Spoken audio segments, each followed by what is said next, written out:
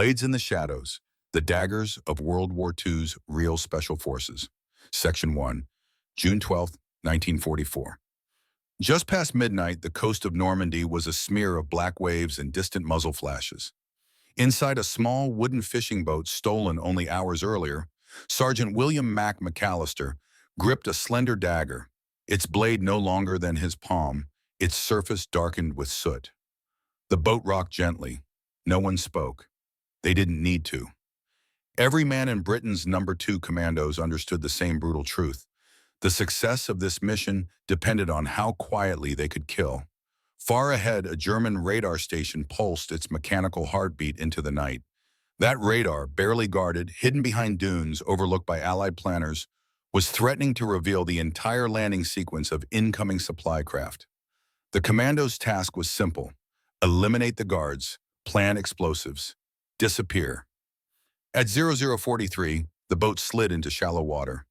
5 shadows stepped into the surf. Mac's dagger hung low in his hand, the way he'd been taught. Blade reversed, thumb firm on the ricasso, point angled toward the soft gap beneath the enemy's ribcage. 50 yards inland, a lone German sentry smoked a cigarette, the ember glowing bright in the darkness. Mac closed the distance. One hand clamped the soldier's mouth. The other drove the dagger up and in. A quick twist, a controlled withdrawal. The body folded without a sound. This wasn't Hollywood. This wasn't the version of war people like to remember. This was the silent work of real special forces, men trained to infiltrate, sabotage, assassinate, disappear. And the dagger in Mac's hand was more than a weapon. It was the single tool the early Allied and Axis special units trusted above pistols, explosives, and even their own instincts. But where did these blades come from? Why were they so feared? And how did small groups of raiders, armed with nothing more than courage, darkness, and steel, change the shape of World War II? To answer that, we need to go back before Normandy, before the Commandos, before the OSS, back to the moment when 2 men in a violent port city unintentionally designed the deadliest dagger in modern warfare.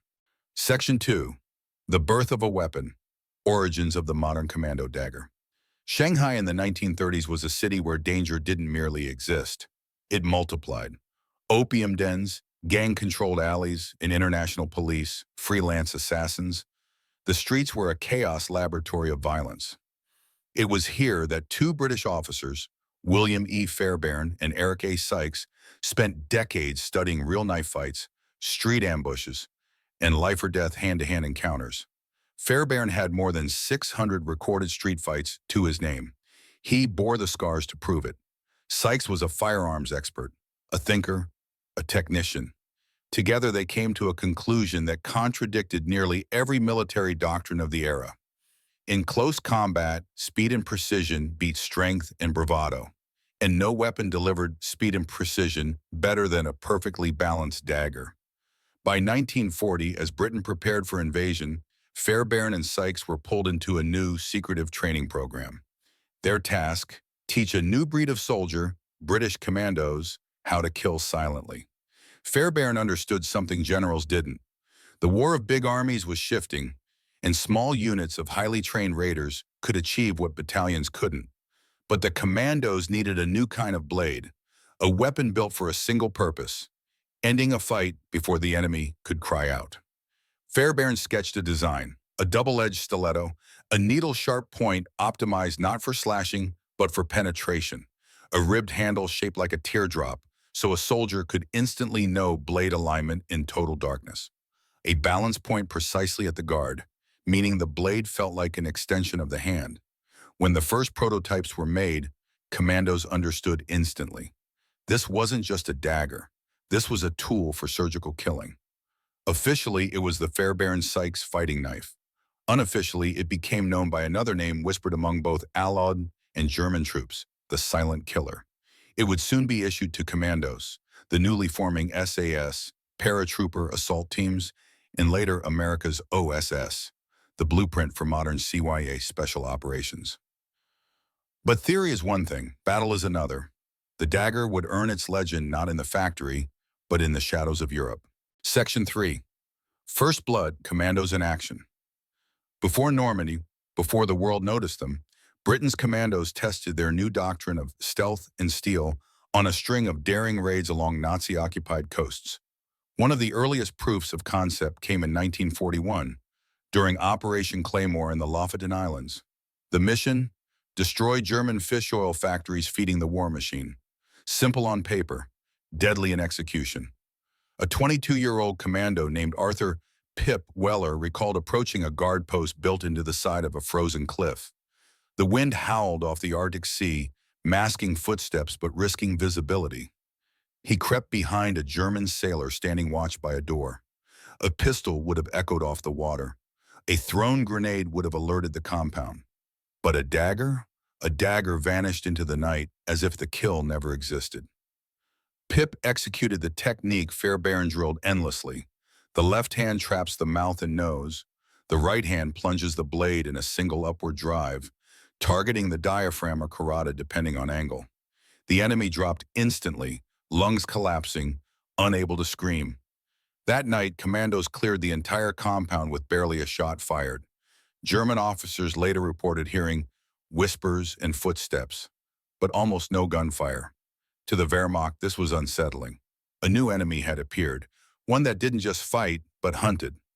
By late 1941, German soldiers began referring to the commandos as Die Schwarzen Teufel, the Black Devils. Many believed they possessed supernatural killing skills. Rumors spread that British special forces carried knives dipped in poison or cut throats in complete silence. The truth was more terrifying. There was no magic, just mastery. But the commandos weren't the only ones evolving. Across North Africa, another unit studied the art of silent killing and pushed it even further. The SAS was about to take the stage. Section 4, Ghosts of the Desert, the SAS and the Evolution of Silent Warfare. North Africa, 1942. The desert was a monster of heat by day and a grave of freezing silence by night. In this vastness, a new breed of raider emerged. Lean, sunburned, dust-covered men who moved like phantoms across hundreds of miles of dunes. They called themselves the Special Air Service, a name deliberately chosen to mislead German intelligence into believing they were an airborne division. But what the SAS really did was infiltrate, sabotage, kill, escape. And like the commandos, they carried a dagger, often the same Fairbairn Sykes model, because in the desert, gunfire traveled for miles. Silence was survival. Lieutenant Jack Byrne, one of the early SAS raiders, described a mission in Libya where his team crawled almost 600 yards out to reach a line of parked Luftwaffe aircraft. The airfield sat under minimal guard. After all, who would cross open desert just to stab a sentry? The SAS would. Byrne recalled reaching the first guard. The trick wasn't the kill, he later said. It was timing your breathing with his. When he inhaled, I moved. When he exhaled, I struck. The dagger slipped just beneath the ribs, angled upward to sever the heart. A single exhale escaped the German's lips. Not a cry, just air. The guard slumped, and Byrne lowered the body gently into the dust. Minutes later, the SAS planted Lewis bombs on 20 aircraft, crippling the airfield without a firefight. The Germans woke to flames and wreckage, and no trace of the men who caused it. The SAS quickly earned a reputation as sand ghosts, and their dagger was the signature. In many missions, it was the first and last weapon used. But as stealth warfare grew, another force entered the conflict, one that would transform dagger combat from a British specialty into a fully American doctrine. The OSS, forefather of the CIA, had arrived. Section 5. The OSS, an American take on silent killing. The Office of Strategic Services didn't just borrow British methods, they imported Fairbairn himself. By 1942, the U.S. government had realized something crucial. Traditional Army training couldn't produce the kinds of operatives needed for sabotage behind enemy lines. They needed men who could kill quietly, infiltrate civilian populations, and cripple infrastructure without engaging in open battle. Fairbairn moved to a secret training compound in Maryland known as the Farm, where he reshaped American dagger doctrine. His lessons were brutally simple. Don't slash, thrust. Attack vital targets only. End the fight in under 3 seconds. Never pull the dagger straight out. Twist to widen the wound channel. To match this philosophy, the OSS required its own blade. Enter the OSS Stiletto, a sleek blackened dagger inspired by the Fairbairn Sykes, but optimized for American production lines. It was thinner, faster to manufacture, and often issued with a smuggled look. No shine, no obvious markings, nothing that identified the user. One OSS operative, Lieutenant Maurice Mo Turner, carried his stiletto into France during preparations for D-Day. His story survives through a declassified interview.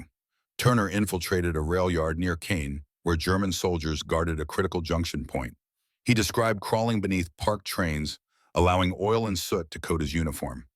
When he emerged behind a guard leaning against a freight car, Turner executed the exact move Fairbairn taught. Left hand over the mouth, right hand downward thrust behind the collarbone, then the twist. The blade disappeared, Turner recalled. He never saw me, never even turned. Turner's team derailed 2 trains that night. The Germans reported sabotage, but the method confused them. No gunfire, no explosives on the guards, no footprints leading away. The OSS had embraced the dagger as more than a tool. It became a symbol of America's shift toward covert warfare, the blueprint for future CYA operations. But the dagger's story wasn't just about technology or training. It was about psychology, how the mere presence of a knife changed the battlefield long before it drew blood. And as the war intensified, fear became a weapon just as sharp as steel. Section 6. Fear as a tactic, the psychology of the dagger. Fear is invisible, but in wartime it leaves fingerprints everywhere. By 1943, German commanders began reporting a disturbing pattern. Isolated outposts along coasts, deserts, and forests were being wiped silently. No gunshot wounds, no shell casings, no sounds reported by nearby patrols. Bodies were found with precise puncture wounds, often a single thrust to the heart or throat. To regular infantry, this was terrifying. To officers, it was worse. It meant Allied special forces could be anywhere. German propaganda officials complained that entire platoons were losing sleep over the idea of British knife men. The fairy tale image of soldiers fighting honorable, loud, explosive battles had been shattered. The enemy was now invisible, capable of ending a life in complete silence. On the Allied side, the dagger also shaped identity. For Commandos and SAS troopers, carrying one wasn't just practical, it symbolized membership in an elite brotherhood. Many soldiers etched initials or unit symbols onto the hilt. Some painted the guards black to remove shine. Others wrapped the grip in wax cord for faster drawing in wet conditions. Even Axis forces recognized the iconography. German Brandenburgers, special units that infiltrated enemy lines, began issuing their own daggers. Japanese intelligence services designed Tantos modeled after traditional blades but optimized for modern CQC missions. The dagger had become a psychological equalizer, a weapon that required nerve, discipline, and intimate proximity. A weapon that said, "I will get close, closer than you think." But as the war reached its final years, daggers took on a new role, not just instruments of killing, but tools for liberation. The silent war was entering its closing act. Section 7. The Final Shadows. Daggers in the last years of the war. By 1944 and 1945, silent warfare had become a necessary language across every front. Europe was collapsing into chaos, cities burning, borders shifting, and entire armies retreating through forests and mountains. In these tightening spaces, the dagger once again proved itself indispensable. During the liberation of France, Allied airborne divisions encountered more than open firefights. They fought through narrow stairwells, farmhouses, underground tunnels, and cramped stone alleys where rifles became awkward and pistols risked exposing entire squads. Small patrols learned quickly. The first enemy seen was rarely the one who pulled the trigger. In one recorded incident near St. Malo, an American paratrooper named Charles Hanley crawled through a partially collapsed cellar to flank a German radio operator. His Thompson submachine gun was too large to maneuver. The only weapon that fit through the broken masonry was the OSS Stiletto strapped to his boot. Hanley grabbed the operator from behind, muffled the cry, and ended the encounter in seconds, preventing a broadcast that would have brought reinforcements. Across Eastern Europe, resistance fighters, Polish Home Army, Yugoslav partisans, French maquis, used improvised daggers for sabotage missions and prisoner extractions. These weren't military-issue weapons. They were kitchen knives, reshaped farm tools, or locally forged blades heated over wood stoves. Yet they played the same essential role, allowing fighters to strike without revealing their position. In Italy, OSS teams worked with partisan networks to ambush convoys on mountain passes. The ideal strike opened with a dagger kill on the lead sentry, followed by explosives to trap the convoy. One wrong sound could ruin the entire operation. One silent kill could win it. By the end of 1945, the dagger had been used in every type of special warfare: infiltration, reconnaissance, sabotage, prisoner rescue, counterintelligence, psychological operations. It had reshaped how small teams fought and how entire armies thought. But to understand its true legacy, we need to peel back the steel and look at how these blades were made, carried, and adapted in real combat. The legends are only half the story. The technology is the other. Section 8. The anatomy of a silent weapon. Technical breakdown. To the untrained eye, a dagger is just a knife. But for the Commandos, SAS, OSS, and Brandenburgers, a dagger was a precision tool, engineered with the same attention to detail as a firearm. Here's what made these blades uniquely suited for silent warfare. 1. The geometry of killing World War II. Daggers like the Fairbairn Sykes and OSS Stiletto were built around a simple truth: a thrust is deadlier, faster, and quieter than a slash. Their blades were double-edged, allowing clean penetration from any angle; triangular or diamond cross-sections, reducing friction and maximizing wound channels; needle-sharp points, designed to slip between ribs instead of deflecting off bone. The result was a weapon optimized for the fastest possible kill. 2. Balance and handling. The Fairbairn Sykes had a famously precise balance point, right at the guard. This made the blade feel weightless and responsive, perfect for quick directional changes in darkness. The handle's teardrop shape allowed soldiers to identify blade orientation instantly, even with gloves or numb hands. 3. Stealth by design. Manufacturers blackened the blades to remove reflection. Some units wrapped the hilts in cloth or leather to silence bumps against equipment. The scabbard was designed for one smooth draw with no metal-on-metal sound. 4. Speed over durability. Unlike rugged trench knives of WW2, these daggers weren't meant to pry, chop, or saw. They were surgical. Bend one, break one, replace it. Their purpose was single: eliminate a target before he could shout. 5. Customization by operators. Veterans often personalize their blades, grounding edges to a sharper taper, adding waxed cord for grip, carving initials or unit insignias, shortening scabbards for faster access. Each modification reflected the operator's training, environment, and mission style. This wasn't just metal. This was craftsmanship shaped by necessity, refined by blood, and tested in shadows.